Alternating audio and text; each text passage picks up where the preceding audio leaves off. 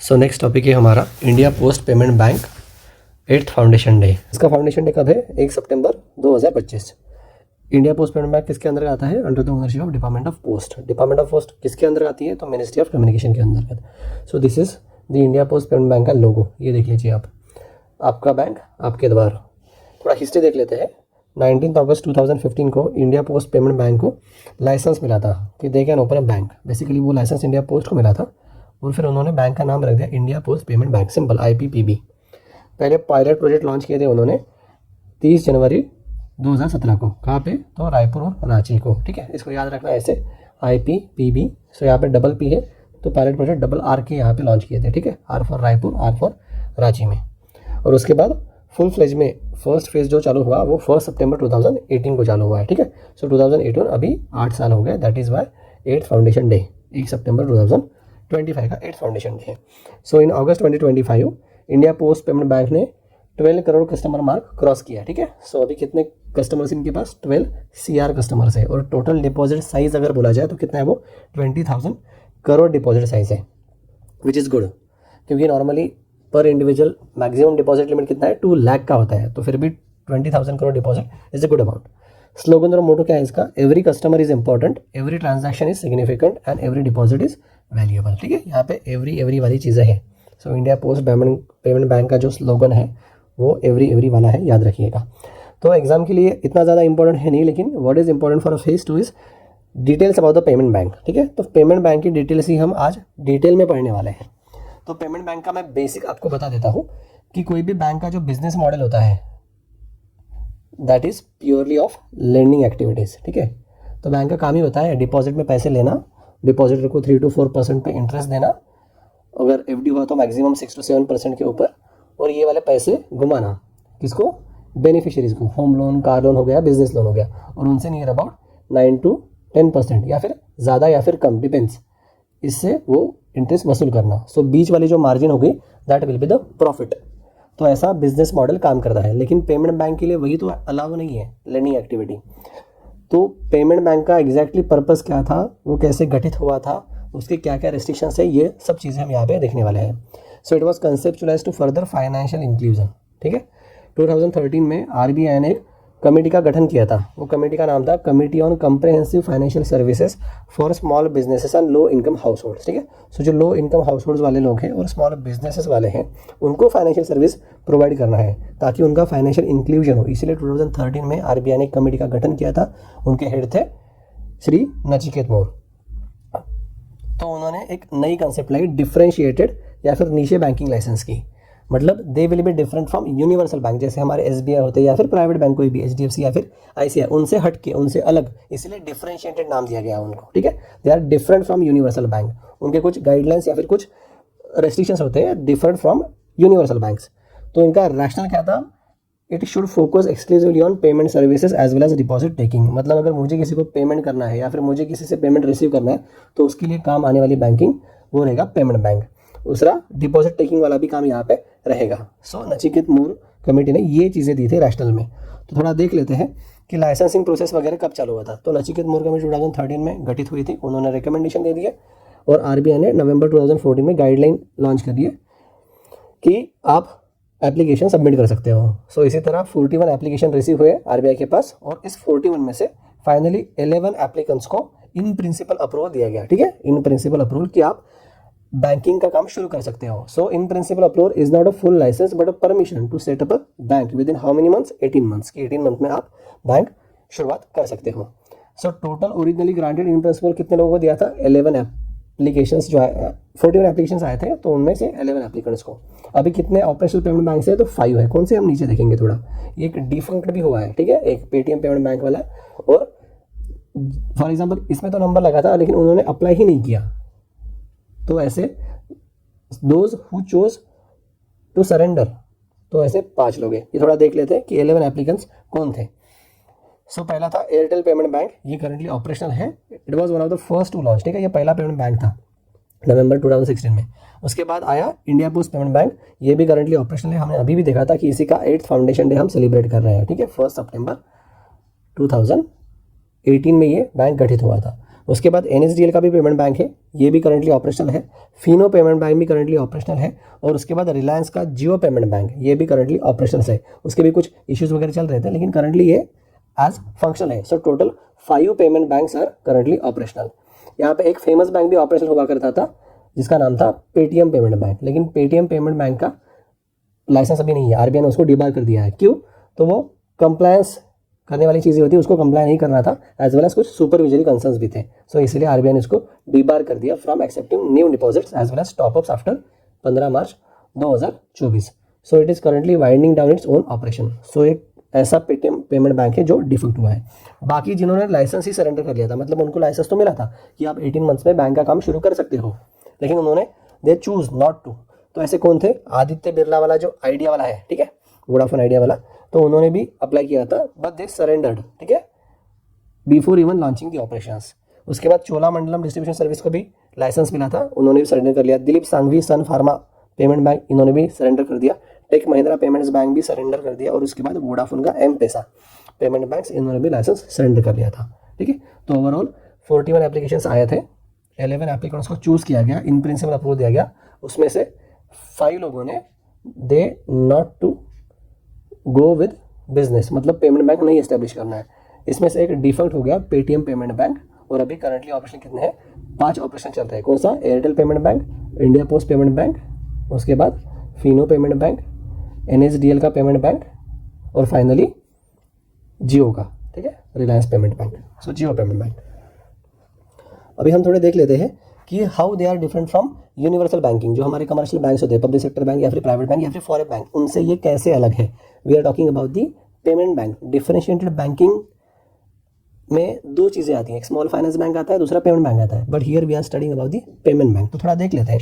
So they operate under restricted framework operate compare to the universal bank. तो पहला वाला requirement देख लेते हैं, कैपिटल रिक्वायरमेंट, कि पेमेंट बैंक एस्टेब्लिश करने के लिए क्या कैपिटल रिक्वायरमेंट होना चाहिए, एग्जाम में आ सकता है।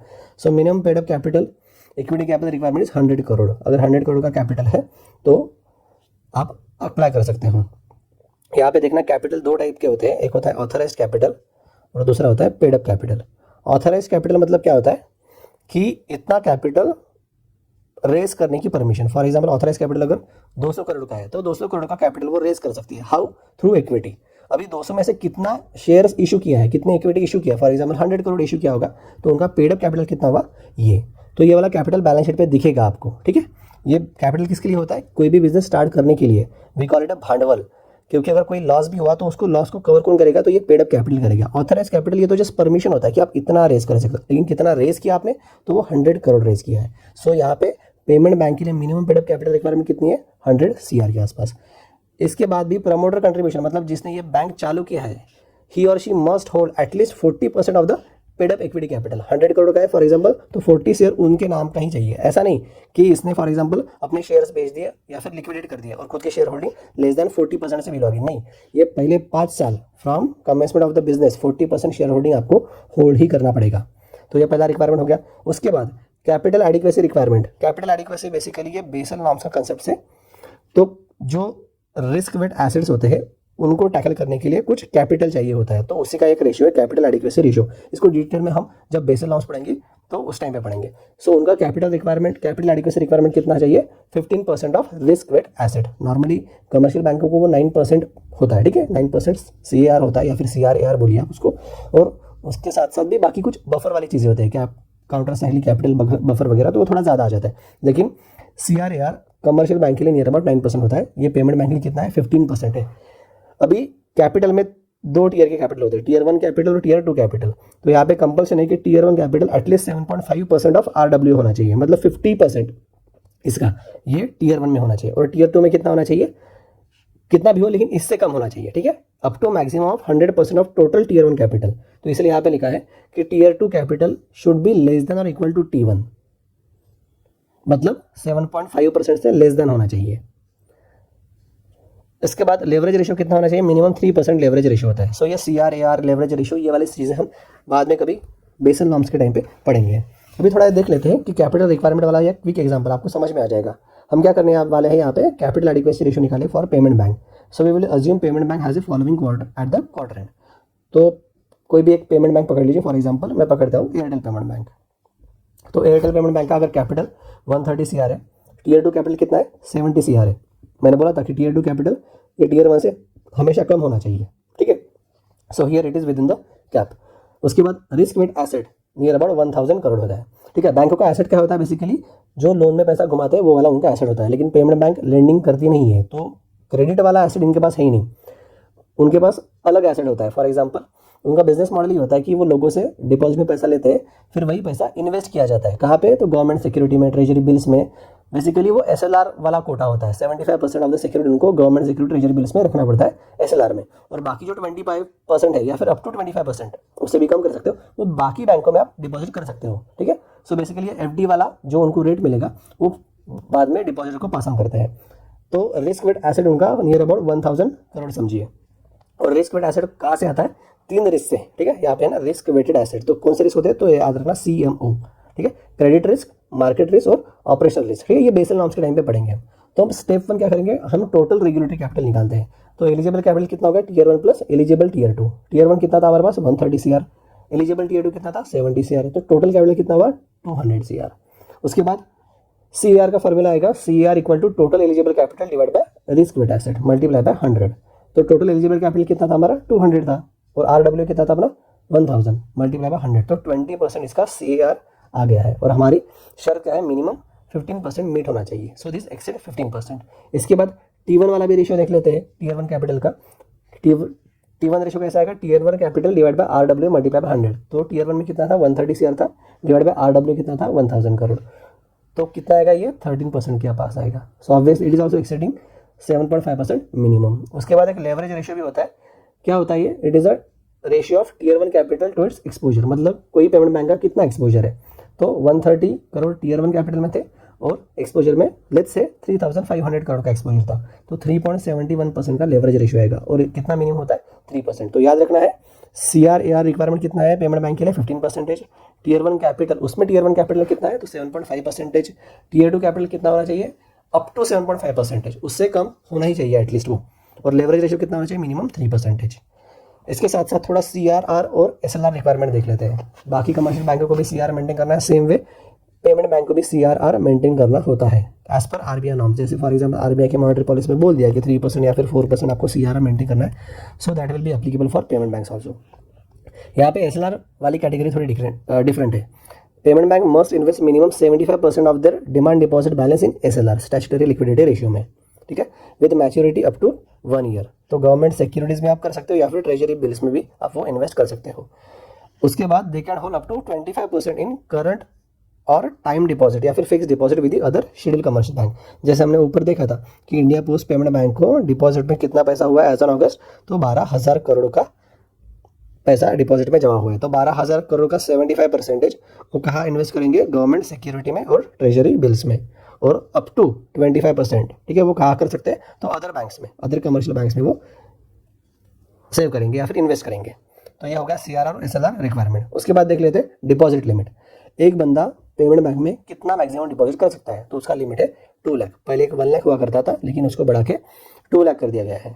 So initially it was set as 1 lakh, लेकिन RBI ने बढ़ाया, क्यों, to enhance viability as well as customer utility, क्योंकि पेमेंट बैंक का बिजनेस लेंडिंग नहीं होता है, उनका एक ही जरिया होता है, जो डिपॉजिट में पैसे आया उसको फिर से इन्वेस्ट करना है गवर्नमेंट सिक्योरिटी में या फिर ट्रेजरी बिल में। अगर डिपॉजिटर से ही पैसा कम आया, फॉर एग्जांपल पहले 1 लाख आता था मैक्सिमम, तो फिर वो कम इन्वेस्ट कर पाते थे। अभी 2 लाख तक क्या आ रहा है तो वो ज़्यादा इन्वेस्ट करेंगे तो उनको ज़्यादा रिटर्न मिलेगा और वो पास ऑन कर सकते हैं अपने डिपॉजिटर को। तो वायबिलिटी बढ़ेगी, वो टिका रहेगा, पेमेंट बैंक बंद नहीं होगा, और कस्टमर यूटिलिटी भी बढ़ रही है, कस्टमर को भी एक अपॉर्चुनिटी मिल रही है कि मैं 2 लाख तक का डिपॉजिट वहाँ पे कर सकता हूँ। उसके बाद लोन फैसिलिटी देख लेते हैं। Payment banks can not lend और इशू क्रेडिट कार्ड, ये पता है आपको। Their revenue model is based on fees from the transaction और फ्लोट इनकम, ठीक है। तो ये फ्लोट इनकम क्या होता है, फीस और ट्रांजैक्शन क्या होता है, बेसिकली पेमेंट बैंक का बिजनेस मॉडल क्या होता है, हम डिटेल में थोड़ा नीचे पढ़ेंगे। ओके, नेक्स्ट देख लेते हैं कि FDI लिमिट कितना अलाउ किया है पेमेंट बैंक में। सो ऑटोमेटिक रूट के अंतर्गत 74% FDI इज अलाउड। अगर गवर्नमेंट रूट चाहिए तो वो 100% तक भी ला सकते हैं, लेकिन अप्रूवल ऑफ गवर्नमेंट होना चाहिए। उसके बाद अदर की फीचर्स देख लेते हैं। They can accept demand deposit. Demand deposit मतलब क्या होता है, CASA, current account and saving account, ठीक है। So they can accept demand deposits. उसके बाद they can issue debit cards, ठीक है, डेबिट कार्ड तो इशू करेगा, ATM कार्ड भी इशू कर सकता है, but they can not issue credit card, क्योंकि credit card is basically CC limit या फिर वर्किंग कैपिटल लिमिट या फिर किसी चीज़ के लिए आप यूज़ कर सकते हो। They can offer internet banking facility, हाँ ठीक है, जियो पेमेंट बैंक का आपको इंटरनेट बैंकिंग मिलेगा, मोबाइल बैंकिंग फैसिलिटी भी मिलेगा।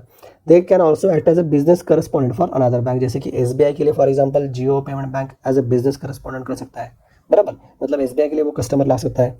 They can distribute non risk sharing simple financial product, जैसे कि म्यूचुअल फंड भी वो बेच सकते हैं, इंश्योरेंस भी बेच सकते हैं, पेंशन भी वो बेच सकते हैं, तो इसके थ्रू भी वो इनकम जनरेट करते हैं। हम देखेंगे पैसिव सोर्स ऑफ इनकम। तो पेमेंट बैंक में रिसेंट RBI डेवलपमेंट्स और सर्कुलर्स क्या है ये थोड़ा देख लेते हैं। जैसे हमने देखा था, पहला वाला था एनहांस डिपॉजिट लिमिट, कब हुआ था, अप्रैल 2021 में। पहले लिमिट थी 1 लाख रुपये, अभी वो बढ़ के हो गया 2 लाख पर इंडिविजुअल कस्टमर, मतलब एक इंडिविजुअल कस्टमर मैक्सिमम 2 लाख रुपये डिपॉजिट कर सकता है। क्यों ये चीज़ बढ़ाई होगी, तो obviously to improve viability of the business model by allowing them to hold more deposits and generate more float income. ज़्यादा अगर डिपॉजिट में पैसा आएगा तो ही वो ज़्यादा इन्वेस्ट कर सकते हैं। उसके बाद एक पेटीएम बैंक पेमेंट बैंक का क्राइसिस हुआ था 2024 में, RBI ने इसको डिवाल कर दिया, हमने देख लिया था। और फाइनली डेवलपमेंट में हमेशा ये चीज़ें चलती रहती है, discussion on viability and future, कि ये वाला बिजनेस मॉडल सक्सेसफुल रहेगा या नहीं रहेगा, क्योंकि ये लेंडिंग एक्टिविटी करते हैं नहीं, और बैंकिंग का मेन बिजनेस वही होता है, इंटरेस्ट से वो पैसा कमाते हैं। लेकिन यहाँ पे दिक्कत ये है कि डिपॉजिटर से पैसा डिपॉजिट में लिया जाता है, उसको फिर से इन्वेस्ट किया जाता है गवर्नमेंट सिक्योरिटी ट्रेजरी बिल्स में या फिर दूसरे बैंकों में। अगर वहाँ पे रिटर्न कम मिले तो फिर ये दिक्कत आ सकती है, ये वायबल रहेगा नहीं रहेगा ये डिसाइड करना डिफिकल्ट है। इसीलिए तो फिर वो हमने ऊपर जो देखा था, चोलामंडलम हो गया, सन फार्मा हो गया, ये इसीलिए एग्जिट कर लिया, क्योंकि उनको पता था यहाँ पे लेंडिंग तो करनी है नहीं, यहाँ पे बिजनेस करना है नहीं, यहाँ पे इंटरेस्ट का पैसा आएगा नहीं, तो ये प्रॉफिट कैसे बनाएगी। इसलिए उन्होंने पहले ही इन प्रिंसिपल अप्रूवल तो मिला था, लेकिन फाइनल लाइसेंस उन्होंने लिया ही नहीं है। तो थोड़ा हम ये पे देख लेते हैं डिटेल में कि business model of payment bank क्या होता है। जैसे मैंने बोला था कि unlike traditional banks they can not issue loans और क्रेडिट कार्ड्स, बराबर। तो जो प्राइमरी सोर्स ऑफ इनकम होता है बाकी बैंकों का, इंटरेस्ट ऑन लोन्स, ये इनके पास ये वाली फैसिलिटी है ही नहीं। सो उनको कहाँ पे रिलाई करना होता है, they should rely on fee based income या फिर फ्लोट इनकम। तो ये कैसे अर्न करते हैं थोड़ा देख लेते हैं, 4 तरीकों से अर्न कर लेते हैं। पहला है फ्लोट इनकम, ठीक है, that is a primary revenue source for payment bank. दूसरा है ट्रांजैक्शन फीस, जो फी बेस्ड इनकम होती है, देखेंगे ट्रांजैक्शन फी क्या होती है। तीसरे बात थर्ड पार्टी प्रोडक्ट डिस्ट्रीब्यूशन, मतलब उनको कमीशन मिलता है, जैसे इंश्योरेंस बेच दिया, पेंशन बेच दिया। और फाइनली इंटरचेंज फी, कार्ड बेस्ड इनकम। तो थोड़ा देख लेते हैं कि फ्लोट इनकम मतलब क्या होता है। It is a interest earn by investing customer deposit in government security and bank deposit. जैसे मैंने बोला था कि अगर 100 करोड़ का डिपॉजिट आता है तो 75 कहाँ पे जाएगा, SLR में जाएगा, मतलब गवर्नमेंट सिक्योरिटी या फिर ट्रेजरी बिल्स में जाएगा। और अप टू 25 ये एज FD जा सकता है, कहाँ पे, जैसे फॉर एग्जांपल बल्क डिपॉजिट वाली कंसेप्ट होती है वो वाली, तो SBI या फिर बाकी कमर्शियल बैंक में डिपॉजिट करके ज़्यादा रिटर्न कमा सकते हैं। For example earning 7% on 750 crore, ठीक है। तो ये फ्लोट इनकम बोलेंगे, ये फिक्स इनकम नहीं है, फ्लोट इनकम है, क्योंकि FD के रेट ऑफ इंटरेस्ट वगैरह वो फ्लोट होते रहते हैं, वो डिफर होते रहते हैं। आज अगर फॉर एग्जांपल 7 रहे तो कल 7.1 भी हो सकते हैं या फिर 6.9 भी हो सकते हैं। That is why it is called as float income. दूसरा सोर्स ऑफ इनकम क्या है, तो ट्रांजैक्शन फीस। कैसे, fees charge for money transfer, अगर फॉर एग्जांपल मैंने किसी को मनी ट्रांसफर कर दिया तो उसके ऊपर फी लगेगा। उसके बाद कैश हैंडलिंग के लिए फी लगेगा। बिल पेमेंट्स हो गया, जैसे इलेक्ट्रिसिटी बिल पेमेंट करना है मुझे एयरटेल पेमेंट बैंक से, तो मुझे फी बियर करनी पड़ेगी। उसके बाद रिचार्ज भी करना है तो उसके लिए भी फी बियर करनी पड़ेगी। जैसे यहाँ पे दिया है, देखो, charging ₹5 for cash withdrawal at retailer, ₹2 commission मिलेगा ऑन 500 मोबाइल रिचार्ज वगैरह वगैरह। तो यहाँ से वो चीज़ें कमाती है। तो यहाँ पे हल्का सा, मतलब यहाँ पे ज़्यादा तो पैसे मिलते हैं नहीं, मैक्सिमम इनकम यहाँ पे आता है, इसलिए इसको प्राइमरी रेवेन्यू सोर्स बोला गया है। तीसरा इनकम होता है कमीशन इनकम, ठीक है। ये basically third party product sale करते हैं, जैसे इंश्योरेंस सेल करना हो गया, म्यूचुअल फंड सेल करना हो गया या फिर पेंशन फंड सेल करना हो गया, तो इसके ऊपर उनको कमीशन मिलेगा। जैसे कि 15% कमीशन मिल रहा है 10,000 इंश्योरेंस प्रीमियम के ऊपर, तो वो वाला पैसा वो भी कमा लेती है। उसके बाद interchange fee, this is a very minimal source of income, interchange वाली। इंटरचेंज फी क्या होती है, fee receive from merchants bank when customer uses payment banks debit card. अगर एयरटेल पेमेंट बैंक का डेबिट कार्ड कोई यूज़ कर रहा है तो वो मर्चेंट डिस्काउंट रेट वाली जो चीज़ होती है, तो वहाँ से उनको पैसा जनरेट होता है। फॉर एग्जाम्पल ₹2 अर्न कर लिया ₹1000 के डेबिट कार्ड ट्रांजैक्शन के ऊपर एट DMart या फिर एनी सुपर मार्केट। तो ये सोर्स ऑफ इनकम होता है, इनका लेंडिंग एक्टिविटी है नहीं, तो इंटरेस्ट वाला इनकम है नहीं। Float income, transaction fees, commission income, interchange fee. तो फिर चैलेंज आएगा अचीविंग प्रॉफिटेबिलिटी। यहाँ पे भाई दिक्कत है, क्योंकि बाकी कमर्शियल बैंक किसी को 8% पे दे सकती है, 8.5 दे सकती है, 9 दे सकती है या फिर 10 दे सकती है। उनका रीपेमेंट आ जाएगा, इंटरेस्ट पेमेंट आ जाएगा, उनका प्रॉफिट बनता रहेगा, ठीक है। इसलिए कमर्शियल बैंक्स प्रॉफिटेबल कंपनीज होती है, प्रॉफिटेबल बैंक्स होती है, जिससे गवर्नमेंट को रेवेन्यू मिलता है। लेकिन यहाँ पे प्रॉफिटेबिलिटी अचीव करना, that is a real challenge. Because business model face major challenge, they have a thin margin and they have a high operational cost. थोड़ा देख लेते हैं ऑपरेशनल कॉस्ट हाई कैसा है। जैसे for example high customer acquisition cost. अभी already लोगों को भरोसा होता है SBI या फिर बाकी पब्लिक सेक्टर बैंक भी या फिर किसी को प्राइवेट बैंक्स के ऊपर, तो नए कस्टमर अक्वायर करना, इसके लिए भाई तगड़ा प्रमोशन करना पड़ेगा, बराबर है, मार्केटिंग और प्रमोशन पे ज़्यादा खर्च करना पड़ेगा, तो यहाँ पे तो ऑपरेशनल कॉस्ट बढ़ रहा है। दूसरा, expensive technology as well as compliances. अभी देखिए एक सिक्योर बैंकिंग प्रोवाइड करना है, 24/7 डिजिटल बैंकिंग प्लेटफॉर्म करना है, तो इसके लिए जो रेगुलेटरी कंप्लायंस या फिर IT टीम का सपोर्ट लगेगा, उनको भी पैसे देने पड़ेंगे, तो ये वाली भी ऑपरेशन कॉस्ट बढ़ जाएगी। तीसरा, dense distribution network. For example जैसे फिजिकल एक्सेस पॉइंट्स बनाना होंगे थ्रू बिजनेस करस्पॉन्डेंट्स या फिर रिटेल आउटलेट्स, तो यहाँ पे भी पैसा लगेगा। उसके बाद फाइनली रेवेन्यू कंस्ट्रेंट, तो ही जैसे हमने देखा था कि they heavy rely on float income, because deposit base इतना कितना है, सिर्फ 2 लाख पर कस्टमर है, ठीक है। फिर भी इंडियन पोस्ट पेमेंट बैंक ने 12,000 करोड़ का डिपॉजिट जमा कर लिया है। उसके बाद interest yield on safe government securities relatively lower and they can not land, तो यही तो दिक्कत हो, इसलिए प्रॉफिटेबिलिटी अचीव करना इट इज़ अ चैलेंज। तो थोड़ा एक कंक्लूजन क्या बोल सकते हैं हम कि payment bank business model is not primarily about banking in the traditional sense, it is a ecosystem play. क्योंकि 2013 में जो नचिकेत मोर कमेटी का गठन किया था, उसका कोर पर्पस ही यही था कि रेमिटेंसेस के लिए, पेमेंट सर्विसेज के लिए, उसके साथ साथ फाइनेंशियल इंक्लूजन के लिए एक डिफरेंशिएटेड या फिर नीशे बैंकिंग फैसिलिटी क्रिएट करनी थी, तो उसी के लिए पेमेंट बैंक बना था। पर्पस इज नॉट लेंडिंग और to create much more profit, लेकिन वायबिलिटी इज ऑल्सो इशू। तो थोड़ा रिवाइज कर लेते हैं हमने अभी तक क्या पढ़ा है। तो हम कहा थे इंडिया पोस्ट पेमेंट बैंक का जो फाउंडेशन डे था उसका 88th फाउंडेशन डे था, ठीक है। इंडिया पोस्ट बैंक कब बना था, तो हमने देखा था 1 सितंबर 2018 को बना था, ठीक है। इन्होंने पायलट प्रोजेक्ट कहाँ पे लॉन्च किए थे अपने, आई टोल्ड यू IPPB, तो डबल P है तो यहाँ पे डबल R आएगा, ठीक है। एक रांची आएगा और दूसरा कहाँ पे आएगा, रायपुर आएगा, तो यहाँ पे पायलट प्रोजेक्ट लॉन्च किया था। और फाइनली फुल पेज में कब लॉन्च किया था, 1 सितंबर 2018 को। अभी उसको 8 साल हो गए हैं। तो हम पेमेंट बैंक के बारे में डिटेल पढ़ रहे थे कि पेमेंट बैंक का बिजनेस मॉडल हमने देख लिया कि they don't have business model like loan facility like other banks. उनका सोर्स ऑफ रेवेन्यू क्या होता है, तो 4 होता है। एक होता है फ्लोट इनकम, जैसे मैंने बोला कि उनको जो डिपॉजिट में पैसा आता है वो इन्वेस्ट करते हैं। दूसरा होता है ट्रांजैक्शन फ़ी या फिर इंटरचेंज फ़ी वाली होती है। तीसरी क्या होती है, for example third party products वगैरह वो सेल कर लेते हैं। और चौथा क्या होता है, जैसे कि हमने देखा था ऊपर, कमीशन इनकम या फिर ट्रांजैक्शन फ़ी या फिर इंटरचेंज फ़ी, ये सिमिलर है।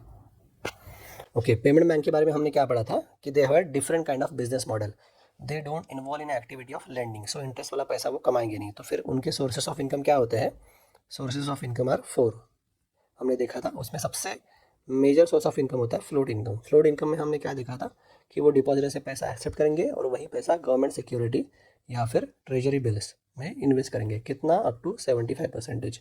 और बाकी बैंकों में डिपॉजिट करना है तो अप टू 25% वो डिपॉजिट कर सकते हैं। This are the restrictions as well as limit. और दूसरे जो सोर्स ऑफ इनकम थे वो हमने देखे थे, ट्रांजैक्शन फ़ी थे या फिर इंटरचेंज फ़ी था, ठीक है, या फिर कमीशन था। वो इंश्योरेंस प्रोडक्ट या फिर पेंशन या फिर म्यूचुअल फंड्स भी सेल कर लेते हैं। तो ये सोर्स ऑफ इनकम था पेमेंट बैंक्स का, यही उनका बिजनेस मॉडल है। तो उनके ऊपर कुछ रेस्ट्रिक्शंस लगाई है RBI ने, because there core purpose was financial inclusion. और इसके लिए कौन सी कमेटी का गठन हुआ था 2013 में, तो नचिकेत मोर कमेटी, ठीक है। उन्होंने रिकमेंडेशन किया, 2014 में RBI ने एप्लीकेशन को इन्वाइट किया और 41 एप्लीकेशन आए, उनमें से 11th एप्लीकेंट को शॉर्टलिस्ट कर लिया था।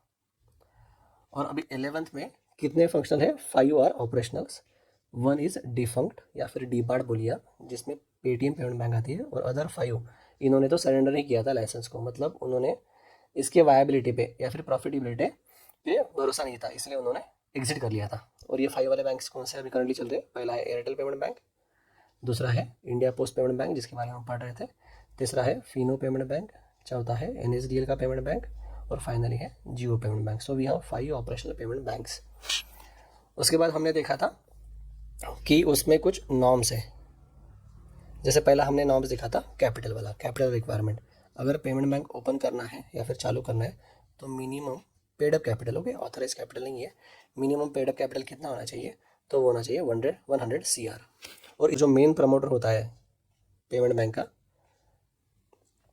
he should not dilute his shareholding beyond 40% within first 5 years from commencement of business, मतलब पहले 5 साल में उसकी शेयर होल्डिंग मिनिमम 40% रहनी चाहिए, ठीक है, वो लिक्विडेट नहीं कर सकता।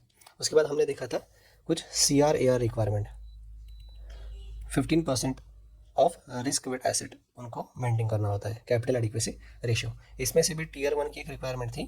Tier 1 capital is a core capital, जहाँ पे कॉमन इक्विटी टीयर 1 कैपिटल जैसे CET1 और एडिशनल टीयर 1 कैपिटल आते हैं, हम बाद में पढ़ेंगे इसको, तो ये भी 7.5% होना चाहिए। और टीयर 2 कैपिटल का कितना था, ये should be less than this one, ठीक है, अप टू 7.5 रह सकता है, लेकिन 7.5 के ऊपर नहीं रहेगा T2। और लेवरेज रेशियो कितना रहेगा, तो लेवरेज रेशियो भी हमने देख लिया था कि मिनिमम 3% वो लेवरेज रेशियो रह सकता है। उसके बाद हमने देखा था SLR requirement as well as CRR requirement. तो CRR as per RBI norms जैसे मॉनेटरी पॉलिसी डिसाइड करेगी, वैसे CRR में पैसा उनको RBI में जमा करना पड़ेगा। SLR जो पैसा डिपॉजिट में आता है उसका 75% उनको SLR में इन्वेस्ट करना होता है, जैसे कि गवर्नमेंट सिक्योरिटी या फिर ट्रेजरी बिल्स में, और बाकी का 25% वो हमने देखा था, ठीक है, कि वो बैंक के डिपॉजिट में जाएगा, बल्क डिपॉजिट में जाके, जहाँ पे उनको इंटरेस्ट मिलेगा। उसके बाद हमने क्या देखा था कि यहाँ पे FDI लिमिट कैसे सेट की है, तो FDI वाले भी यहाँ पे आ सकते हैं, प्रोवाइडेड 75% उनको इन्वेस्टमेंट अलाउ है थ्रू ऑटोमेटिक रूट। अगर गवर्नमेंट परमिशन होती है तो वो 100% FDI भी आ सकते हैं, मतलब पूरी बाहर की कंपनी एक पेमेंट बैंक ओपन कर सकती है with approval of government of India. उसके बाद हमने देखा था लोन फैसिलिटी के बारे में, तो so they are not allowed to lend, मतलब वो लोन नहीं दे सकते, इंटरेस्ट वाली कमाई नहीं कर सकते, क्रेडिट कार्ड इशू नहीं कर सकते, लेकिन डेबिट कार्ड इशू कर सकते हैं क्या, यस, डेबिट कार्ड इशू कर सकते हैं। ATM कार्ड इशू कर सकते हैं, यस, ATM कार्ड भी इशू कर सकते हैं। मोबाइल बैंकिंग चालू कर सकते हैं क्या, यस, मोबाइल बैंकिंग में खर्चा होता है। उसके बाद इंटरनेट बैंकिंग भी वो चालू करते हैं। और प्राइमरी पर्पस क्या होता है इनका, तो स्मॉल बिजनेसमैन या फिर जो छोटे मोटे हाउस होल्ड होते हैं उनको रेमिटेंस फैसिलिटीज़ प्रोवाइड करना, that is a core purpose. उसके बाद हमने बाकी और चीज़ें भी देखी, जैसे कि डिपॉजिट लिमिट, ठीक है, सो डिपॉजिट लिमिट भी हमने देखा था कि पर कस्टमर या फिर पर बेनिफिशियरी, कुछ भी बोलिए आप, क्या पर डिपॉजिटर मैक्सिमम 2 लाख रुपये वो डिपॉजिट कर सकता है। और ऐसे ही करके इंडिया पोस्ट पेमेंट बैंक ने एज ऑन अगस्त, ठीक है, कितना डिपॉजिट में पैसा जमा किया है, तो 12,000 करोड़ के आसपास, ठीक है। और कितने उन्होंने नियर अबाउट 20 CR का, सॉरी ये मैंने गलत बोल दिया, कि उन्होंने 20,000 CR का डिपॉजिट क्रॉस किया है और 12 करोड़ का कस्टमर बेस को टारगेट किया है। मैंने जो ऊपर बोला था वो उल्टा किया था, ठीक है, 12,000 करोड़ का डिपॉजिट बोला था, और सो रिमेंबर दैट 20,000 करोड़ का deposit base India post payment bank ने क्रिएट किया और 12 करोड़ कस्टमर्स उन्होंने ऑनबोर्ड किए हैं। और हमने इसके प्रॉफिटेबिलिटी पे भी चर्चा की थी। सो फेज़ 1 में काम का है, फेज़ 2 में भी काम का है। अगर फॉर एग्जांपल RBI नाबार्ड या फिर कोई भी रेगुलेटरी बॉडी में आपको एक पैराग्राफ दिया जाता है अबाउट बैंकिंग सिस्टम, अगर वहाँ पे पेमेंट बैंक के बारे में कुछ क्वेश्चन आते होंगे तो वो यहीं से आएंगे।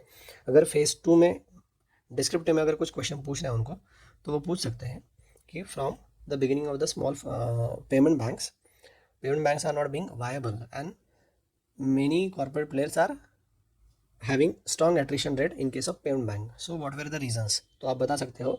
उसके साथ साथ हमने क्या करना चाहिए कि पेमेंट बैंक डूब ना जाए, तो आप सोल्यूशन में ये भी बता सकते हो कि पेमेंट बैंक को एक ग्लाइड पाथवे प्रोवाइड किया जाए to convert into small finance bank. अभी स्मॉल फाइनेंस की बैंक क्या है ये बाकी कभी दूसरे लेक्चर में पढ़ेंगे। Okay guys, this is all about the payment bank.